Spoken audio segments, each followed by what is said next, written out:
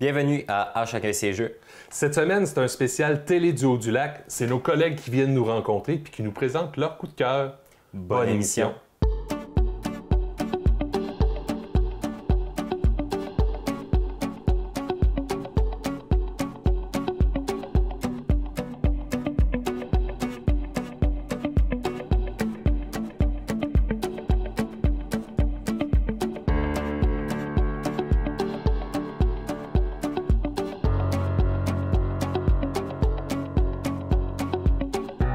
Salut, je m'appelle Vanessa, je suis animatrice à la télé du Haut-du-Lac. J'adore les jeux de société, surtout les jeux où on va jouer en gang, les jeux qui vont nous faire rire. J'ai hâte de vous présenter mon jeu. Chronique pour les enfants. Salut Vanessa. Salut Sébastien, Comment ça va? ça va bien? Hey, tu me présentes un classique toi aujourd'hui là? Ouais, je suis vraiment contente. Mais, premièrement, merci de m'inviter à ton émission. Ben là, il fallait faire de la place aux vedettes de la télé du Ben Haut-du-Lac. là, c'est parce que, tu sais, moi, je passais devant le studio puis j'étais comme, oh mon Dieu, tous les jeux de société, ça me donne vraiment envie de jouer. Fait que là, je suis très contente de venir te parler de Battleship aujourd'hui. Ben vas-y. Fait qu'écoute, on peut se dire Battleship, tu sais, un peu poche, hein? Tout le monde connaît ça, c'est comme... Mais je me suis rendu compte en préparant cette petite chronique pour toi que ça a beaucoup marqué quand même mon enfance et mon adolescence, Ben, vas-y. malgré tout. C'est pas un jeu qui est compliqué. Je pense que tout le monde a déjà joué à ça, pas mal. Pas mal. Donc, Battleship, tu as 5 bateaux à placer. Tu as le porte-avions qui fait 5 cases, le croiseur qui en a 4. Tu as 2 contre-torpilleurs qui ont 3 cases et le petit torpilleur, ou que nous, on appelait le sous-marin, mais qui n'en est Oui. pas un, de 2 cases. Le fameux petit 2 cases, plus dur à trouver. Et bon, on les cache chacun de notre côté sur une grille de 10 par 10, hein, dont en haut, on a les chiffres, puis en bas, on a les lettres jusqu'à J. Et chacun notre tour, on envoie des bombes, des missiles à notre ennemi, puis on essaie de trouver où sont ces bateaux. Le premier qui a trouvé les bateaux gagne. C'est très, très simple. OK? Hyper simple. Et là, Battleship, moi j'appelle ça Battleship, mais il y en a qui pourraient le dire en français, la bataille navale, oui. ou même toucher-couler. Hein, parce que quand on coule un bateau, c'est ça qu'on dit, toucher-couler. Donc voilà, assez simple en soi. Et moi, ça me fait beaucoup penser aussi à la chanson des Denis de Relais, Battleship. Et aux Simpsons, tu viens de couler mon porte-avions. On disait tout le temps ça quand on jouait, qui était une fameuse réplique qui était dit dans les Simpsons. Mais bon, ça ne date pas d'hier, tu t'en doutes. Non, le non, non. Battleship. Ben regarde, vois-tu ce jeu-là? OK, tu peux voir ma main d'écriture de moi quand Ouais. j'avais 7 ans. Qui est écrit que je l'ai bleu. eu. C'est pour ça qu'il y a encore du papier collant dessus pour qu'il tienne. OK? Mais c'est ça, c'est comme ça que j'écrivais à cet âge-là. Ah oui. J'avais mis un coffret bleu puis un coffret rouge pour différencier. Ben, c'est ça, Je là, faisais tu des sais. tournois bleu contre rouge puis savoir, tu sais, on est Je peut-être vois. meilleur avec les rouges ou avec les bleus. Ah, tu faisais des statistiques Déjà, tu sais, déjà à cet âge-là. Mais écoute, ça fait vraiment longtemps que ça existe. J'ai essayé de trouver vraiment depuis la date, tu sais, mettons, mais on ne le sait pas vraiment parce que c'est un jeu qui a été joué beaucoup par, entre autres, les soldats. En Russie, entre autres, et en France. C'est là que ça aurait comme commencé, mais même avant la Première Guerre mondiale. Et ça se jouait beaucoup de base sur papier, hein, parce que Battleship, on l'oublie, mais on peut jouer avec rien. On peut jouer avec un papier et un crayon. Tout à fait. D'ailleurs, moi, quand j'étais jeune, j'avais le jeu. Moi, le mien était plus années 90 un peu. Là. Le tien, je pense, 80. je dirais plus 80. Mais moi, il y avait vraiment des dessins de cadrans et tout ça. C'était très, très années 90. D'ailleurs, des fois, je m'amusais à faire semblant que je contrôlais un sous-marin avec la plaquette. Mais on n'avait pas vraiment besoin de plaquette, dans le fond. Et moi, là, je sais que toi, t'es prof dans la vie, Oui. mais sache que moi, malheureusement, pour mes profs qui vont peut-être regarder ceci, je jouais beaucoup pendant mes cours au secondaire, avec mes amis, à Battleship. On se faisait chacun une grille avec une feuille quadrillée, puis là, tu sais, soit on se le disait pas fort ou on se le montrait, tu sais, comme A2. A2. Je suis comme oui, non, tu sais, fait que ça prend rien pour jouer Ouais, à et moi, Battleship. tu vois, si je peux me permettre, là, Ben, vas-y. oui, ben pour éviter que mes élèves jouent à Battleship dans mon cours, Oui. je faisais jouer mes élèves de secondaire 1 à Battleship dans mon Wow! cours. Puis pour leur faire apprendre le plan cartésien, fait que flusher les lettres, je lui mettais une grille, je lui mettais le bateau. découpés qu'ils mettaient sur leur plan cartésien. Et là, ils jouaient à Battleship.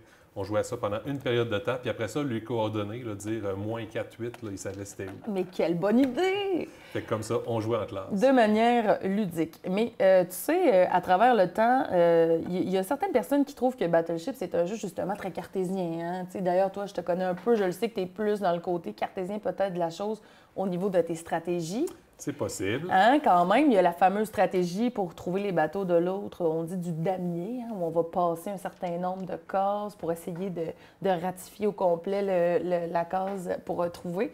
Mais écoute, moi, j'y allais plutôt du côté de l'instinct. Hein. En fait, moi, je m'amusais avec Battleship à me penser haute, à me dire que j'avais des pouvoirs de divination. Je me disais, ah, je suis sûre qu'il est là, je le sens. Moi, c'était vraiment plus un jeu d'instinct. Écoute, toutes les stratégies sont bonnes. Au final, c'est aussi beaucoup du hasard. Beaucoup. Quoi qu'il y a aussi des stratégies de placement de bateaux. Là, je sais pas, toi, c'est quoi que tu fais quand tu les places? Est-ce que tu les places juste au hasard? Moi, des fois, oui, des fois, non. Des fois, j'essaye un déplacement, puis après 2-3 parties, là, j'essaye quelque chose de spécial, ne serait-ce que de toutes les grouper collées dans un moton. C'est ça. La stratégie du moton. Hein. Tu sais, moi, en jouant contre toi, qui est un joueur, je pense, qui serait plutôt du genre à calculer les statistiques et tout ça, je pense que j'aurais peut-être pu te flouer avec la stratégie du moton, parce que tu te dis, selon les probabilités, il doit avoir un bateau là, un bateau là. T'sais. Fait que ça, des fois, ça peut être surprenant. Il y en a aussi qui vont aimer ça, les coller sur le bord. Hein. Comme là, je sais pas si on voit à l'écran, mais là, je l'avais fait un peu, je vais te le montrer. Tu sais, un peu de même. Là, oui. Là, tu peux même faire le tour. Tu peux faire le tour en L, venir les placer comme ça. Ça, c'est mêlant quand même pour ton adversaire parce que tu le sais pas, est-ce que j'ai coulé le petit de 2, celui de 3? Donc, ça peut être un bon moyen de flouer l'adversaire. Sinon, y aller au hasard, toujours un bon classique aussi. Aussi.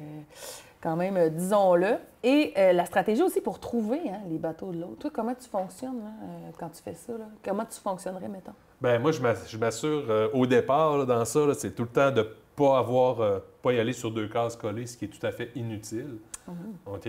Ce qui fait que je laisse toujours au moins un espace entre chacun de mes tirs, ou du moins, je fais ma séquence là, de damier, OK? Mais pas nécessairement systématique. Là. Je la prévois, mais je vais aller dans d'autres lignes pour tirer, pour mêler un peu le hasard puis tout ça. Puis à un moment donné, bien, quand je sais que j'ai coulé le 2, là, c'est bon. Je laisse 2 espaces entre chaque. Si j'ai coulé le 3, bien, les 3, bien, là, je vais laisser plus d'espace. Mais c'est ça. Quand même, on voit que c'est bien réfléchi là, ben, de ton côté. Là. Mais c'est ça, mais en même temps, je suis un matheux dans la vie, ce qui fait que c'est clair que ça joue. C'est dans ta personnalité. Évidemment. C'est ça. Mais bon. Puis aussi, on peut parler du plaisir de mettre les petites pinouches dans le trou. C'est quand même, tu sais, quand tu te dis, un rouge, là, ça, c'est le fun. Et le plaisir ultime aussi de le mettre là. Hein. Oui. Ah, j'en ai coulé un. Fait que, c'est un jeu très simple en soi, mais qui, je pense, existe depuis longtemps. Il va exister encore très longtemps. D'ailleurs, il y a des éditions beaucoup plus modernes. Il y a des éditions jeux vidéo aussi, maintenant. D'ailleurs, on peut jouer, en tout cas, à l'époque, on pouvait jouer avec des amis en ligne, sur un site web. On pouvait jouer via MSN, même, c'était un jeu. Fait qu'on est rendu qu'on joue sur nos téléphones ou avec l'ordinateur. On est loin de la feuille en papier, mais ça restera toujours les mêmes règlements, un même jeu très simple, avec qui on peut jouer avec bien du monde différent. Exactement. Je ne sais pas si les jeunes, si ça a la cote encore, la bataille navale. Je sais pas. J'ai essayé de jouer avec ma nièce cet été, mais elle me rappelait qu'elle avait 4 ans, fait qu'elle ne savait pas trop les chiffres et les lettres. Là, j'ai fait « Ah, c'est vrai, alors on va changer de jeu finalement », mais quand même, je pense que ça va toujours avoir quelque chose d'attrayant de placer ces petits bateaux. Puis même si ça existe en version électronique, la bonne vieille version est encore le fun. Est encore bien belle fun. Hey, je te remercie, Vanessa. Maman de Sarah Lavoie, Joanie, je suis une maman impliquée. J'ai un travail à temps plein, mais j'adore toujours rassembler mon monde autour d'un jeu de société. Chronique, les spécialités. Bonjour, Joanie. Bonjour, Sébastien. Ça va bien? Oui. Bonjour, Sarah. J'espère que ça va bien. Oui? Parfait. Alors, tu nous présentes quoi? Vous nous présentez quoi aujourd'hui? Premièrement, merci Sébastien de nous avoir invités pour cette saison. Puis je voulais te dire que moi, je suis tellement contente d'avoir choisi avec Sarah des jeux qui sont faciles à transporter un peu partout. Oui. Donc là, présentement, Sarah joue avec des cartes un peu. Pourquoi des petites cartes? Parce que je vais te présenter le jeu Timeline. Il n'y a pas de nom en français, ça n'a pas été francisé. Genre la ligne du temps? C'est la ligne du temps. Comme on faisait au secondaire en histoire, là, Oui. placer les... Oui. J'adore ce jeu-là parce que c'est un jeu, comme tu peux voir, les cartes sont minuscules, sont faciles. Ils sont belles. Elles sont très belles, sont d'une belle qualité, c'est dur à briser, là. Oui, Donc, ben, on va voir. pour un bébé de 3 ans, ça me fait moins mal au cœur. Mais le but des cartes, dans le fond, c'est, comme tu as fait référence, c'est de placer les éléments dans la ligne du temps. OK. Timeline, c'est une série, une marque de commerce qui dure depuis plusieurs années et qui sont rendues à plus qu'une dizaine d'extensions. Mais là, aujourd'hui, je t'ai apporté la nouvelle édition de la version classique, OK. où on a à la fois des événements, des personnages, mais des événements historiques, mais des inventions aussi. Des inventions, l'établissement du sport, on a plusieurs éléments. Ils sont rendus maintenant, au moment où on enregistre, il y avait l'histoire de la France, l'histoire du Québec et l'histoire du Canada qu'on peut mettre sur la timeline. OK. Donc, on peut jouer avec une seule partie, peu importe l'extension, autant que juste avec le seul qu'on a. Donc, c'est Puis vraiment on pourrait le fun. aussi mêler, j'imagine, se faire une giga-partie, les extensions. Oui, puis il n'y a pas de limite de joueurs. OK. Il n'y a pas de limite de joueurs, donc c'est un jeu qui est super le fun, agréable pour toute la famille. Et tu as vu la grosseur de la boîte, là. Ah, ça se transporte bien. C'est facile à dire, on l'apporte en camping, on l'apporte au party de Noël, on l'apporte un peu partout. Oui, excellent. Fait que là, je Donc- regarde, on a parti un événement, on a la date ici, moins 6000, c'est un Oui. indice. Oui, bien, c'est un indice. On a l'invention du vin. Lorsqu'on commence une partie de Timeline, chaque joueur peut avoir 4 à 7 cartes à Devant trouver. nous, oui. Donc, devant nous. Et l'objectif, c'est de ne plus en avoir. Excellent. Il faut placer les cartes selon la ligne du temps, comparée aux cartes qu'il y a déjà sur la ligne. Et si on se trompe, on doit piger une nouvelle carte. Je vois. Donc, c'est d'une simplicité, mais ça fait... On a beaucoup d'apprentissage, puis c'est très drôle des fois. Par exemple, je vais vous donner un indice. D'après toi, qui est arrivé en premier? Le briquet ou les allumettes? Le briquet. Eh bien oui, t'es chanceux. Oui, les allumettes sont arrivées plus tard parce que la réactivité du soufre. Avant, c'était les briquets, c'est le principe de 2 pierres qui se frottent. Oui, mais ça, si je te disais où est-ce que j'ai vu ça, des histoires de briquets. C'est bon. Donc, par exemple, je te propose de commencer avec ta partie. Tu as... Choisi. Oui, tu choisis une de tes cartes OK. et tu vas déterminer si c'est avant ou après l'invention du vin, Le vin. qui est en moins 6000. Fait que là, dans le fond, si je comprends bien, je pourrais prendre l'apparition du croissant, que Oui. moi, je me dis, le croissant est arrivé après le vin. Oui. OK? Parce qu'il fallait avoir bu un petit verre avant de penser à mettre des pâtes tout ensemble. Là. OK, je le mets là. Oui. Là, je vire. Oui.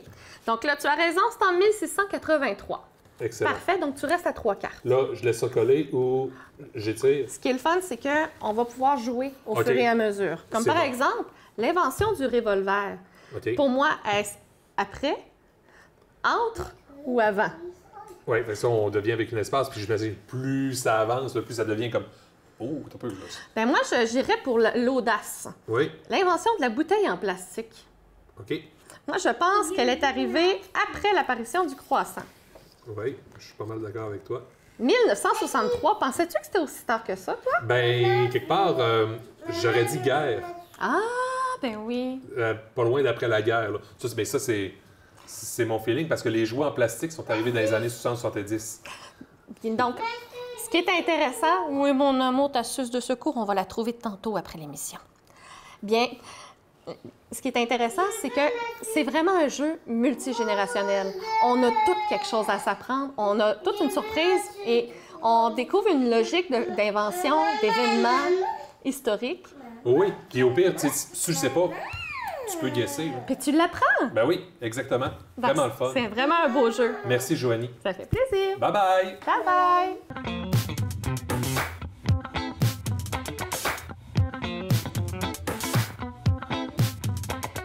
Prochaine adresse, c'est l'itinéraire des entreprises d'économie sociale de la MRC Maria-Chapdelaine. En collaboration avec la MRC Maria-Chapdelaine et SR 02, découvrez différentes entreprises et apprenez-en plus sur l'économie sociale.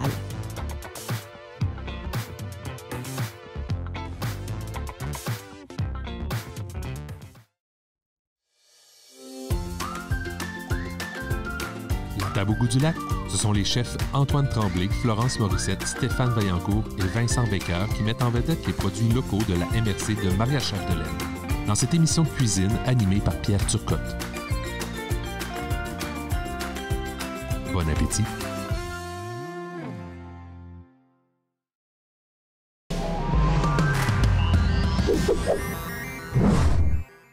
Bonjour, bienvenue à Impro en studio. Impro en studio. À Impro en studio. Impro en studio, c'est une rencontre entre deux joueurs d'improvisation qui se prêtent à différents jeux devant un écran vert pouvant devenir n'importe quel décor. Suivez les aventures de vos joueurs préférés, guidés par les arbitres Vanessa Girard, Sébastien Roy et Christian Laprise.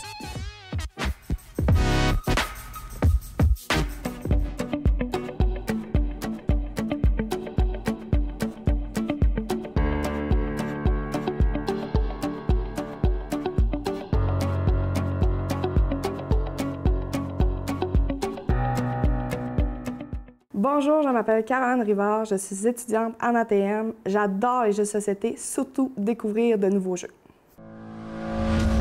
Chronique une nouveauté. Allô, Caroline. Salut Leonard. Ça va bien? Oui, toi? Oui, super. Qu'est-ce que tu vas nous présenter aujourd'hui? Ça s'appelle Karuba. Je te dirais que c'est un jeu un peu stratégique, mais pas trop complexe. Tu sais, que tu peux jouer avec ta famille sans que tu te casses la tête nécessairement. Moi, je trouve ça quand même assez simple. C'est sûr que la première fois, c'est toujours un petit peu plus complexe commencer à jouer. Dans le fond, de base, tout le monde a un tableau avec le plan pour les tuiles.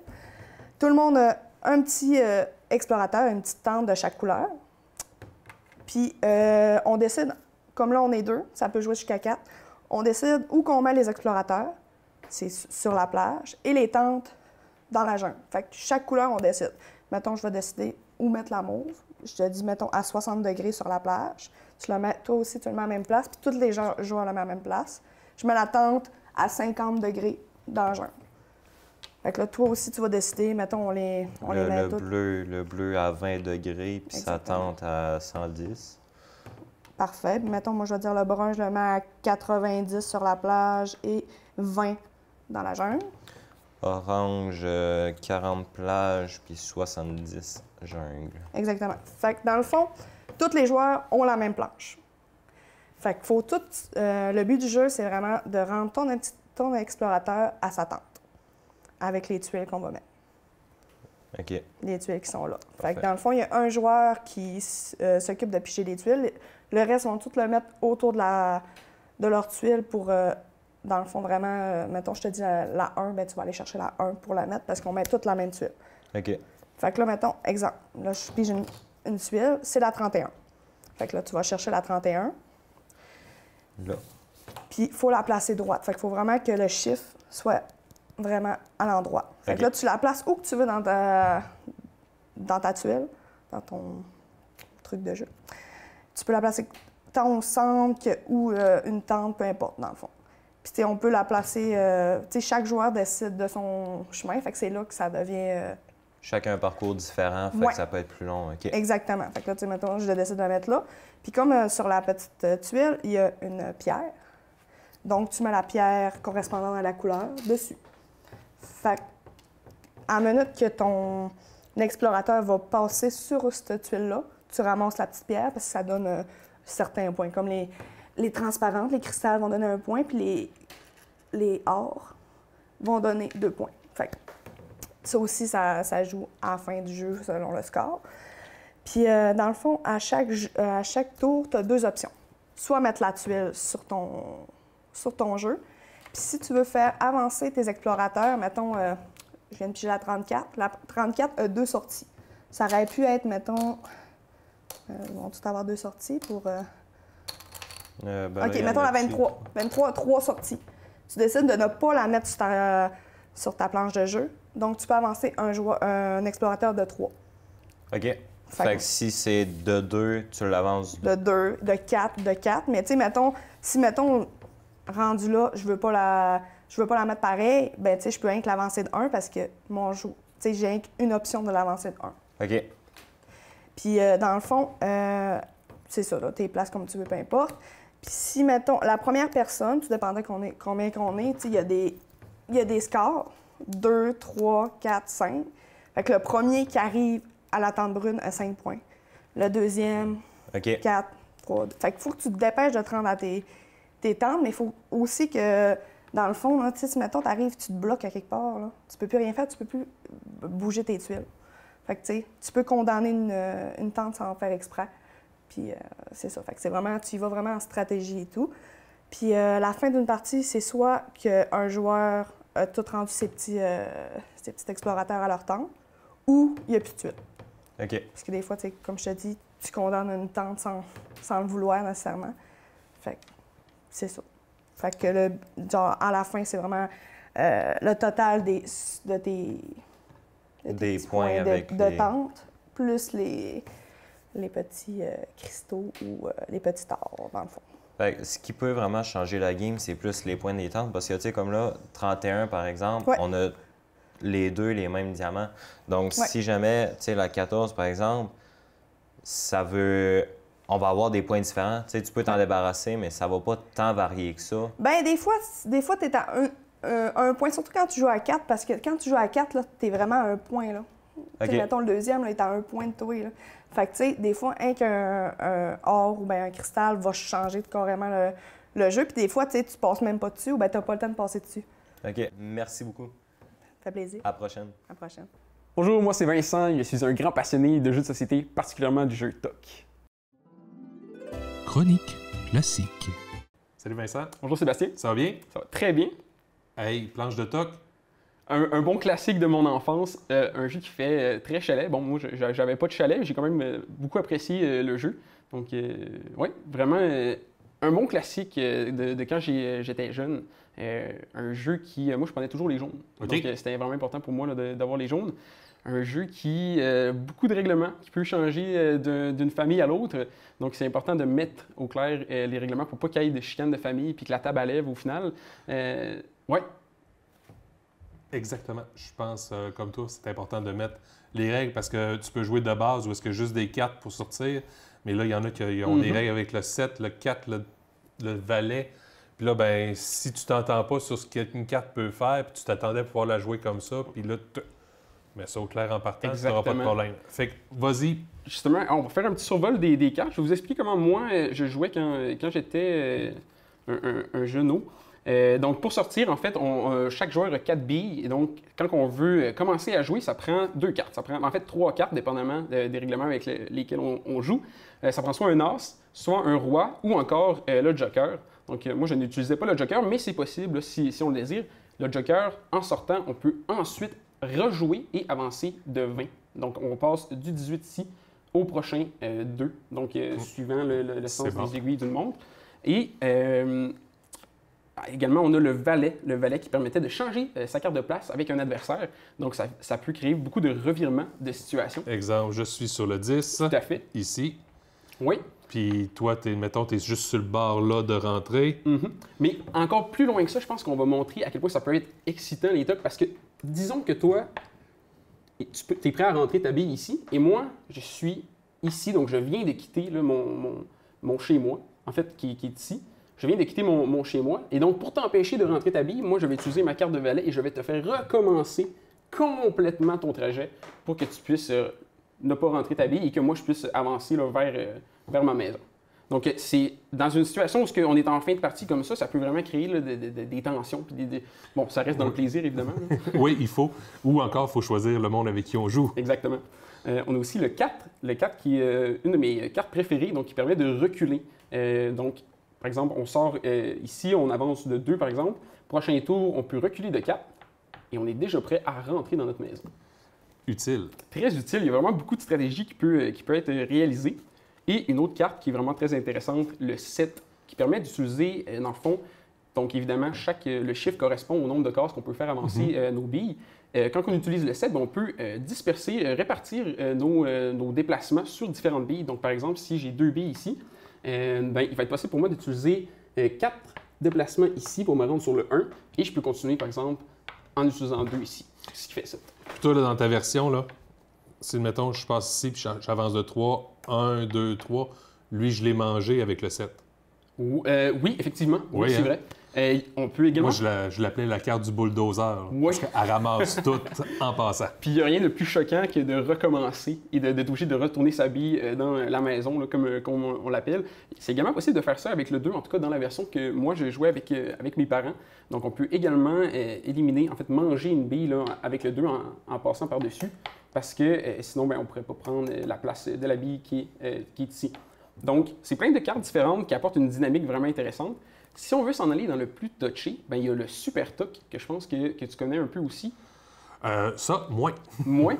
Moi aussi, parce que ça faisait pas partie des règlements avec lesquels je jouais. Ça, là, je pense qu'on s'éloigne vraiment du jeu de chalet là, quand on joue avec la version Super Tuck, parce qu'il y a beaucoup plus de règles et de stratégies possibles. Par exemple, quand on est ici sur le 8 et qu'on prend une carte, on tombe sur une carte numéro 10, eh bien, on se rend au milieu ici.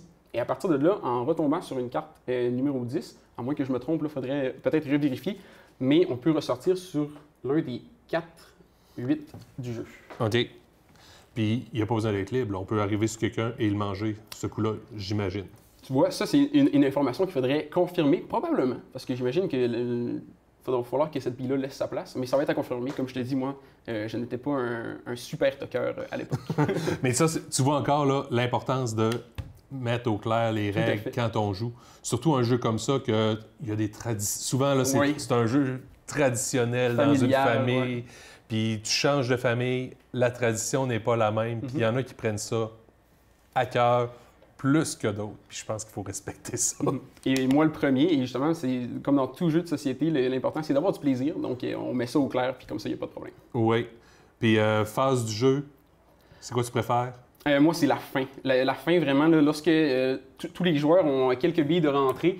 Et là, c'est là que les coups, que j'ai envie de dire un peu, les coups bas qu'on se fait entre joueurs, c'est là que ça peut créer de la rivalité. Puis c'est enlevant parce qu'on ne sait jamais le dénouement là, jusqu'à la fin. Oui. Puis ça, des fois, faire attention quand il y a deux enfants qui ont une forte rivalité entre les deux, qui s'acharnent toujours sur le même. Là. Oh oui. Les rivalités frères et sœurs peuvent rapidement dégénérer. Super. Ça, c'est le désavantage de la petite bille. Hein? Exactement. Parce que quand elle part... Ouais, c'est ça. Bonsoir, elle est partie. Difficile à retrouver, puis on se ramasse avec des billes là, de plusieurs couleurs différentes. Là, donc... Oui, moi, je jouais avec les pins du Mastermind. Ah ouais? Oui, ils se prenaient bien. Puis il partait pas à rouler. Oui, tout à fait. Mais voilà. Hey, je te remercie, Vincent. Merci, Sébastien.